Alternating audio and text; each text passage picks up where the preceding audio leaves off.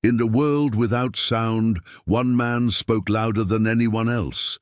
His voice was movement, his words were gestures, and his message, laughter, became a universal language. He wore a bowler hat, a small moustache, and a suit too big for his tiny frame. Yet behind the costume was a genius who transformed the art of storytelling forever, Charlie Chaplin, the man who turned silence into poetry. Before he became the world's most famous comedian, Chaplin was just another forgotten child in the slums of London. Abandoned, hungry, and invisible, he learned early that humor could be armor, and performance a form of survival. His life was not born from privilege or opportunity, but from hardship, pain, and relentless imagination. Out of tragedy, he crafted timeless joy. Hollywood would one day call him a genius, but in the beginning, no one believed he would even make it out of the gutter. His first audience wasn't in a grand theater, but on the streets, where laughter was free and dreams were rare. Yet with every performance, every flicker of emotion on his face, he was rewriting what it meant to be human. As cinema evolved, so did Chaplin. When others embraced sound, he resisted it, believing silence spoke more truth. That rebellion didn't just define an artist, it defined an era. Through wars, censorship, and exile, his art remained a mirror to humanity itself, reflecting both its cruelty and compassion. This is not just the story of a man who made the world laugh. It is the story of a man who reminded the world to feel. From the shadows of poverty to the spotlight of immortality, this is the entire history of Charlie Chaplin. Before the lights of Hollywood ever knew his name, Charles Spencer Chaplin was just a boy lost in the foggy streets of South London. Born in 1889 to parents who lived and died for the stage, Chaplin's earliest memories were not of applause, but of hunger, cold, and absence. His father, a singer, vanished into alcoholism. His mother, once a performer, slipped into illness and madness. For young Charlie, childhood was not a storybook. It was a silent film of survival. He wandered the streets, performing for pennies, mimicking adults, making strangers laugh just to earn enough for bread. The world didn't hand him opportunity. It forced him to create one. When he first stepped onto a vaudeville stage, barefoot and trembling, no one imagined this fragile boy would one day become the face of global cinema. But that night, something clicked. His pain found purpose in performance. As the 1900s dawned, film was a newborn art, fragile and full of promise. When Chaplin crossed the Atlantic to America, he didn't just chase a dream, he chased reinvention. Hollywood was still being built, its stars not yet formed. Within a few short years, Chaplin would not only become one of those stars, he would define what a movie star was. The Tramp, his beloved alter ego, became a symbol of the human condition. The baggy pants, the cane, the tilted hat, all of it a mask for deeper truths. Behind every pratfall was pain, behind every smile a scream. Chaplin's genius wasn't just in comedy, it was in contrast. He showed us how laughter and sorrow are just two faces of the same coin. So before we journey through the decades of his triumphs and tragedies, take a moment. Hit that like button if Chaplin's work ever made you smile, and comment below where you're watching from. Because today, we're not just revisiting the legend. We're stepping back into the silent heartbeat of cinema itself, the world of Charlie Chaplin. London, 1890s. The air hung heavy with soot, and the streets were an orchestra of rattling wheels, crying vendors, and the endless shuffle of tired feet. Somewhere among the fog and filth, a small boy wandered, eyes wide, face pale, clothes threadbare. His name was Charlie Chaplin, and though the world didn't know it yet, he was born to make it laugh through its tears. Charlie's childhood was carved from hunger and silence. His father, once a promising baritone in the music halls, had vanished into the arms of alcohol, leaving behind little more than his name. His mother, Hannah, a delicate singer with the voice of an angel, was slowly losing herself to mental illness. For a boy so young, the world already felt too cruel, too heavy to hold. He remembered the first time he saw her break. On stage, Hannah's voice faltered mid-song, trembling, cracking under invisible weight. The audience grew restless. Then they laughed. Charlie watched from the wings, heart pounding, realizing for the first time that the line between laughter and pain was paper-thin. When his mother was taken away to an asylum, the walls of childhood collapsed. Charlie and his brother Sidney were sent to the Lambeth workhouse, a grim grey institution that swallowed the poor whole. Days blurred into nights filled with cold soup and colder silence. Children came in with eyes full of hope and left hollow, but not Charlie. Even then he refused to fade. He found light in mimicry, the art of reflection. He would watch people, the arrogant officer, the tired maid, the beggar, the drunk. He copied them until his brother laughed, until the pain turned to play. Laughter became rebellion, his way of saying, "You can't break me." At 9 years old, he took to the streets, performing for pennies. The cobblestones became his first stage, and the world his audience. He danced, stumbled, and mimed the very suffering that surrounded him, turning misery into mirth. Passers-by stopped, smiled, and for a fleeting moment forgot their own troubles. That was his first magic trick. Soon he joined a small troupe of child performers, the 8 Lancashire lads. They danced in cheap theatres and smoky pubs, places where laughter was currency and applause was survival.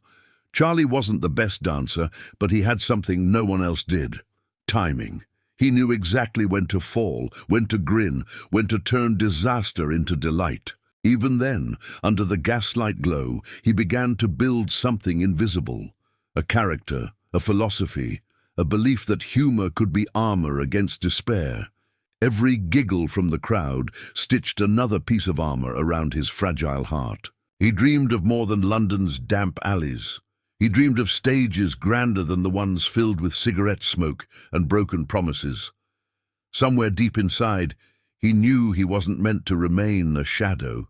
He was meant to dance in the light. By the time he was 16, the boy who had once begged for bread had learned the hardest truth. Life was a cruel comedy. But if you knew how to play your part, you could make even tragedy bow before you. That was the beginning, not of fame, but of faith. Faith in laughter, faith in resilience, faith that one day the world would look at him not as the boy from the shadows, but as the man who taught it to smile again. America smelled like possibility. When Charlie Chaplin stepped off the boat in 1910 as part of Fred Karno's vaudeville troupe, he had nothing but a suitcase, a derby hat, and a hunger that went beyond food. The streets of New York roared with energy, the clatter of trains, the thunder of crowds, the heartbeat of a new century. For the first time in his life, he wasn't running from poverty. He was chasing destiny. On stage, his performances were a revelation. His body spoke louder than words, a dance of precision, pain, and perfect absurdity. Audiences howled with laughter one moment and sighed with sympathy the next. It wasn't just comedy, it was emotion, sculpted through movement. Hollywood was watching, and soon it would come calling. By 1914, Chaplin found himself in front of a camera for the first time. It was a strange contraption, silent, hungry, capturing not just light, but fragments of soul. In a single day, Charlie invented something that would outlive him: the tramp, the bowler hat, the cane, the oversized shoes, the tilted walk. He was part clown, part poet, part everyman, a mirror for the broken dreams of the world. What made the tramp immortal wasn't the laughter, it was the loneliness. Behind every pratfall there was heartbreak, behind every smile there was survival. Audiences saw themselves in him: the factory worker, the dreamer, the outcast. The tramp didn't belong anywhere, yet somehow he belonged everywhere. Hollywood took notice. In a matter of months, Chaplin became the highest-paid actor in the world, a staggering $10,000 a week. But fame didn't seduce him, it haunted him. He had spent his life perfecting masks, and now he wore the most complicated one of all: success. On set, he was meticulous, demanding, almost obsessive. Every flicker of a glance, every stumble, every tear had to mean something. The silent world had found its voice through him, even though he never spoke a word. Behind the camera, he was sculpting not just scenes, but humanity itself. His films, The Kid, The Gold Rush, City Lights, became poetry on celluloid. The Tramp grew richer with every story, carrying new layers of love, loss, and resilience. Audiences didn't just watch him, they felt him. In a world that was speeding toward industrial coldness, he offered warmth, reminding everyone that emotion was still the heartbeat of progress. But with every laugh he created, Charlie carried his own shadow. The memory of his mother's illness, his father's absence, the hunger of his childhood. They followed him, silent companions to every applause. He had turned his pain into art, but pain never truly leaves. It merely changes costumes. Still, Chaplin pressed forward, believing that art could heal, that laughter could save. He once said, "Life is a tragedy when seen in close-up, but a comedy in long shot." Perhaps he wasn't speaking about life in general. Perhaps he was speaking about his own. By the end of the 1920s, Charlie Chaplin was more than a man. He was myth. The Tramp had become a universal language, understood by rich and poor, East and West, all united by the same fragile, beautiful laughter. The boy from the shadows had not only found the light, he had become it. The world was changing, fast. It was the dawn of the 1930s, and the silent age was dying. Sound had invaded cinema, and with it came a storm that threatened to wash away everything Charlie Chaplin had built. The Tramp, that gentle spirit who had spoken so clearly without words, now faced a world that demanded he speak, literally. Chaplin resisted. He saw talkies as vulgar, a distraction from the purity of pantomime. "Words," he said once, "are cheap compared to emotion." But Hollywood was ruthless. Studios wanted dialogue, voices, sound. To them, silence had become a relic. To Chaplin, it was still sacred. Amid this creative war, love came, unexpected, volatile, and controversial. Charlie's relationships had always been tumultuous, his heart restless. He fell for young actresses, women far younger than him, drawn by his brilliance and his darkness. But Hollywood, ever hungry for scandal, feasted on every rumor. The man who made the world laugh was suddenly on trial in the court of morality. His marriage to Lita Gray, barely a teenager when they met, exploded in public. Courtroom transcripts were published in newspapers like blood-stained scripts. America's darling had become its villain overnight. "Little Tramp, big trouble," one headline sneered. The same hands that once clapped for him now pointed fingers. Yet in the midst of chaos, he found solace in art. City Lights was born, his masterpiece of defiance. In a world obsessed with sound, he dared to remain silent. It was risky, almost suicidal, but Chaplin followed his heart. When the film premiered in 1931, audiences wept. The final scene, the Tramp's trembling smile as the blind girl finally sees him, became eternal. Without a word, he spoke volumes. But success couldn't silence the whispers. The tabloids hounded him, politicians labeled him un-American, and the FBI began to take interest. His sympathy for the poor, his criticism of greed, and his belief in humanity were twisted into accusations of communism. Still, he refused to bow. When the world turned cynical, Chaplin turned poetic. Modern Times, 1936, was both a love letter and a protest. His Tramp swallowed by the machine age, still smiling through the gears. It was art imitating life, and life imitating heartbreak. Behind the camera, Chaplin felt increasingly isolated. His laughter, once effortless, had become deliberate, a performance even off-screen. The man who once conquered the world now watched it shift beneath his feet. The tramp was timeless, but the world wanted time to move on. He knew he couldn't fight progress forever, but he could outlast it through meaning. "The soul of man," he once wrote, "has been given wings, and at last he is beginning to fly." It was as if he already knew that someday, even after his voice was gone, the echo of his silence would still move mountains. By the time the 1940s arrived, the laughter that had built his empire began to crack under the weight of politics, paranoia, and betrayal. The golden age of Charlie Chaplin and of Hollywood innocence was fading into black and white memories. The 1940s opened like a wound. The world was at war, and the laughter that once filled cinemas was being drowned by the sound of marching boots and air raid sirens. For Chaplin, whose art had always lived between comedy and compassion, this was not a time to entertain. It was a time to speak. He had watched, horrified, as Adolf Hitler rose to power. Two men born within days of each other, both poor, both failed performers, both masters of crowd manipulation, had taken opposite paths. One used performance to unite hearts, the other to destroy them.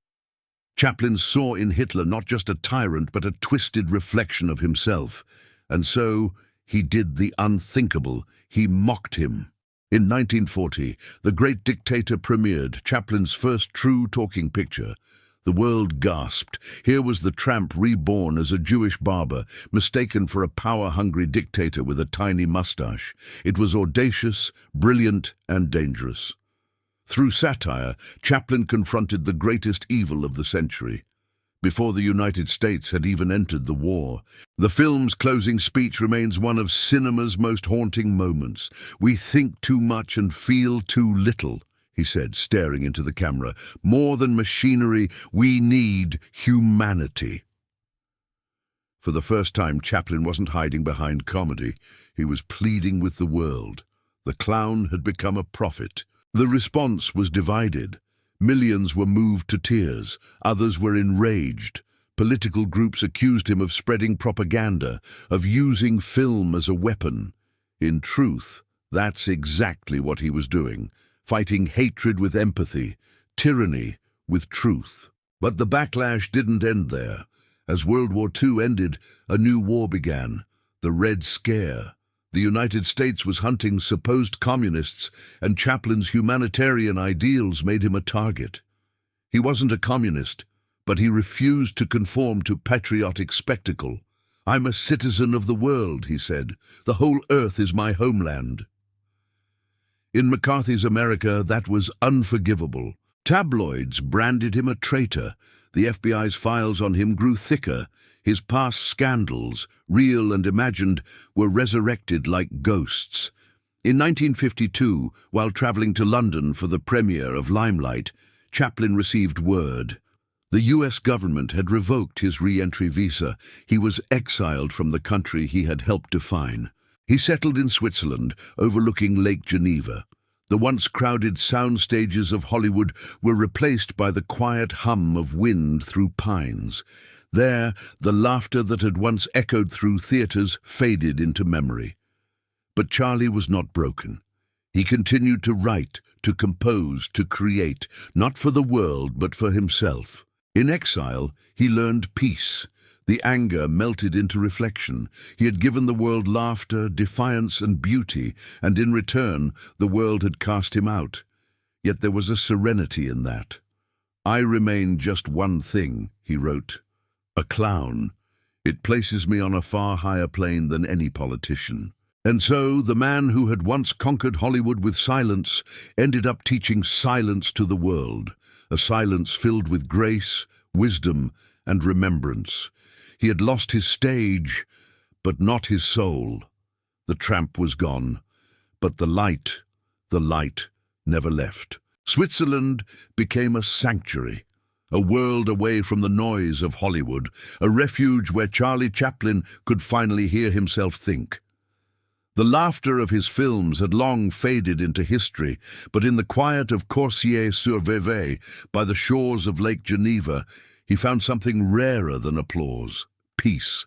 The man who had once lived for the world's attention now lived for silence, family, and the rhythm of time passing gently by. He was older now, slower, yet his eyes still carried that flicker of mischief, that childlike curiosity that no exile could erase. He spent his days writing memoirs, playing the violin, and watching his children grow. In their laughter, he heard echoes of his own. For the first time since his childhood, Charlie felt truly home. But even in his peace, the ghosts of his past lingered. America, the land that had made him and unmade him, remained an open wound. Then, in 1972, after 2 decades in exile, something unexpected happened. Hollywood called him back. The Academy of Motion Picture Arts and Sciences had decided to honor him with an honorary Oscar for the incalculable effect he has had in making motion pictures the art form of this century. At first, he hesitated. Could he return to the stage that had once betrayed him? But age had softened his anger, and time had rewritten his legend. When he finally agreed, the world held its breath. That night at the Oscars became one of the most emotional moments in film history. As Chaplin's frail figure was wheeled onto the stage, the entire audience rose, a standing ovation that lasted 12 minutes. No speech, no words, only tears. The man who had made the world laugh was now making it cry. It was not forgiveness that filled that room. It was gratitude, a collective recognition that they had once cast out a genius, only to realize he had never truly left. When he finally spoke, his voice trembled with humility. "Words are so futile, so feeble," he said softly. "I can only thank you with my heart." The same heart that had endured hunger, scandal, exile and time, still beating with love for the art that had saved him. After that night, he returned to Switzerland, content. The stage lights were behind him, the applause a memory. Yet every so often he would sit by his window, gazing at the reflection of the mountains on the lake. "Life is a beautiful, magnificent thing," he once said, "even to a jellyfish." It was the statement of a man who had finally understood the comedy of existence, fragile, absurd, and wondrous all at once. In 1977, on Christmas Day, Charlie Chaplin passed away in his sleep. The world woke to the news in silence. There were no cameras, no stages, no applause, only a sense of collective loss. The Tramp had taken his final bow. Yet somewhere, the faint sound of a cane tapping on cobblestone still echoed in the hearts of those who had watched him teach humanity how to laugh through its pain. The boy from the slums of London had become the conscience of cinema. Through his art, he reminded the world that dignity could exist in poverty, that laughter could spring from sorrow, and that silence, in its purest form, could speak louder than words. Charlie Chaplin didn't just change the way we see movies.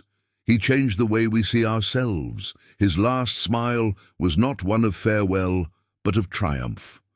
The eternal smile of a man who had turned suffering into beauty and left the world forever changed by it. Charlie Chaplin was more than a man, he was a mirror of humanity. From the cold, foggy streets of London to the glittering stages of Hollywood, he carried the weight of his past and transformed it into art that transcended language, culture, and time. Every gesture, every smile, every stumble told a story, not just of one boy's journey, but of the resilience, hope, and ingenuity that exists within us all. Even in exile, even amidst scandal and suspicion, Chaplin's heart remained steadfast. He taught the world that laughter is not mere entertainment, it is survival. That comedy can reveal truth, that silence can speak louder than any speech. His Tramp, a figure at once fragile and indomitable, will forever remain the embodiment of the human spirit, a symbol of courage, creativity, and empathy. As we remember Charlie Chaplin today, we celebrate not just the genius behind the bowler hat, but the enduring lessons of his life. The boy from the shadows became a beacon of light for generations. His films, His laughter and his unwavering vision continue to inspire, reminding us that even in the darkest times, one man's art can illuminate the world.